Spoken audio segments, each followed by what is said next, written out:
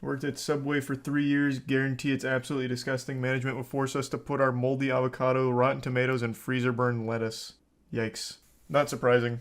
But I think I'd take the moldy avocado and rotten tomatoes over Jimmy John's.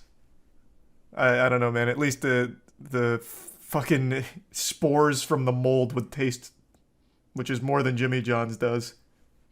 Remember that headline from a long time ago about Subway bread being deemed cake in Germany because of the sugar content?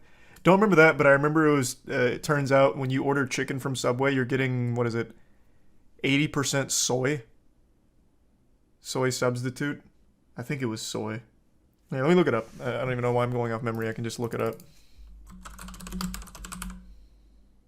It's 50%. DNA test finds Subway chicken is only 50% meat. The other 50% is soy. That's what the headline was. You ever had the Italian beef sandwich? No. Is that Jimmy John's or Subway? Shouldn't expect a 5-star meal at Subway. Well, I don't. What's wrong with soy? No, I mean, it's fine. But if I'm ordering chicken, I'm hoping that it's mostly chicken, not mostly soy. Their ham is 66% meat. The rest is injected ingredients, as it says on the packaging. Nice. They got sued for the tuna too. I think the figure was 10% was tuna. No. 10? That's so much more than I would have expected. Oh my god, this is newer too. This is 2021. Subway's chewed out after lab tests find no tuna DNA in its tuna sandwiches. Wow. So 0%, huh? Which is exactly what I would have expected. DNA testing is an unreliable way to identify denatured proteins or proteins whose characteristic properties change due to heat or acidity, such as the way Subway's tuna was cooked before it was served on a sandwich, then later tested by the Times. All it says is that the testing could not confirm tuna, which is what one would expect from a DNA test of denatured proteins. The fact is, Subway restaurants serve 100% wild-caught cooked tuna, which is mixed with mayonnaise and used in freshly made sandwiches, wraps, salads that are served to and enjoyed by our guests. Yeah, I'm not smart enough to know how the DNA testing works. How the fuck would cooking remove the DNA? Again, I'm not smart enough to actually opine on it. He's talking about denatured proteins, though. So I'm guessing, like, by cooking the tuna, you can, like, break it down to the point where you can no longer reliably test it for like where it comes from. But I really feel like there's got to be a reason they would DNA test knowing this. Like, I don't think this test would exist if it wasn't somewhat reliable. Because this isn't just like some random TikToker doing it. Like, these went to labs. Like, I don't think they would do that if it wasn't a real test. Or a reliable test, somewhat. Isn't most canned tuna not actually made from tuna, but a different fish? You talking about, like, Starkiss? I'm not sure. I vaguely remember hearing about that. Watch Matt Pat's video on it. Well, why not just summarize it for me? What was the conclusion? Is the DNA testing unreliable for identifying whether or not something's, like, authentic meat? Subway replaced their chicken recently. I got the new chicken in a sub and it felt like what pigeon meat would be. Inside Edition did their own test and said it was 100% tuna. Why are people getting such wildly different results using the same tests? Or did Inside Edition not do a DNA test? Insider probably got paid out. I don't see why they would though. Well, I actually could 100% see why they would. They're a pretty big presence. I only just view them as a YouTube channel. But they're more than that, I guess. Who's honest to God willingly eating at Subway? I think it's just like a last resort kind of thing. I don't think people actually go out of their way for Subway anymore. Back in the day they did with the whole Jared campaign, but ever since then I'm pretty sure Subway's just been kind of falling off. Maybe I'm wrong though. I just don't know anyone that eats Subway on purpose. Subway's really convenient location-wise since they have over 45,000 locations. I know they're the #1 fast food chain in the world in terms of number of locations, but I didn't know it was 45,000. Is that number accurate? Holy shit. That's not much. That's a ton. They are the largest in the world. They have the most, but I didn't know it was 45,000. For comparison, I'm pretty sure Starbucks is like 30K. Mickey D's has 38K. I thought Starbucks had more than Mickey D's. Let me see. Oh, they're up to 40K. What? Am I working off old numbers? How many does Starbucks have? I thought Starbucks had more. 33, huh. Damn, McDonald's on the come up. But yeah, Subway still has more. Wait, this says 36. Oh, and this one says 41. And that was in 2019. Have they had closures?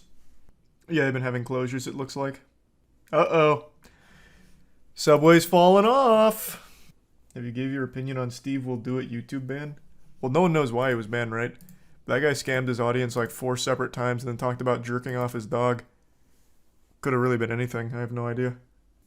Hear about the Subway bread chemicals? No, what's the Subway bread chemical stuff?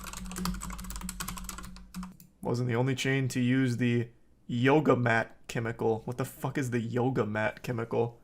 Remove dicarbonamide. Dicarbonamide.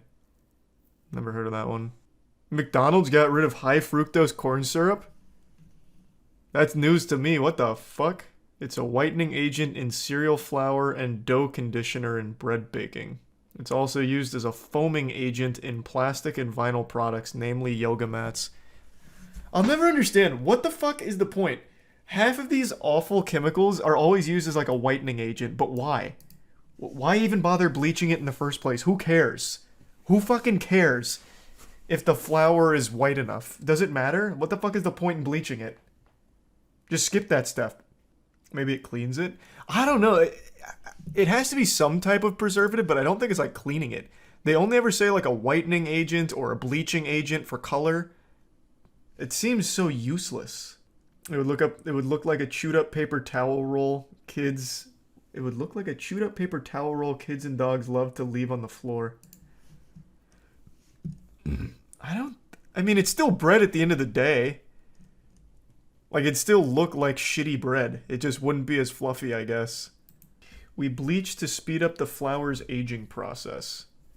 Well, that might explain it for bread, but I'm talking about in general. We were actually talking about this on the podcast today. What was it? I don't think it was pressed canola oil, but there's something that's used as a whitening agent in just about everything. They use it to, like, bleach, like, the actual raw ingredients. But why? It just seems kind of worthless.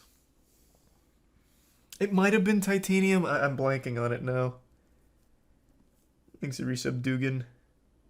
Because white flours are more shelf stable. The whole wheat flour and what? Oh, they're more shelf stable than whole wheat flour and have a milder flavor, though they have reduced nutrients from their whole wheat counterpart, which includes the bran germ and the endosperm. I'm of the camp that can't stand white bread anymore. I used to only eat white bread, and then I made the switch to whole wheat back when I was like trying to lose weight in high school because I was tired of being overweight. And I have never been able to go back. I just can't really stand white bread anymore. It's so fucking bland compared to like whole wheat or multigrain or literally anything besides just white bread. Thanks, Resub Josh. Subway uses frozen dough sticks that sit in a machine. Oh, Jesus. What? Finally getting baked. The smell of Subway comes from the water in the proofer sitting there all day. That's interesting. Thanks to Prime Astrology. Sounds like a long, tedious process. You ever go to bakeries and buy fresh bread? Yeah, of course I do. I love fresh bread. I'm a huge bread guy.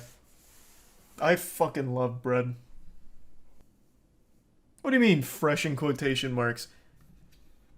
Bakeries absolutely make that shit fresh. 100%. I've baked bread before. You guys forgot when I made Tangzong milk bread? I've tried. That shit is hard. But I would take my Tangzong milk bread over like Jimmy John's bread any day. I'm gonna keep tying this back to how shit Jimmy John's is. What the fuck is potato bread? Potato bread's pretty good. They have all kinds of weird, wacky breads. I tried egg bread for the first time like a week ago. It was nice. Egg bread was pretty good. It was nice and like fluffy and shit.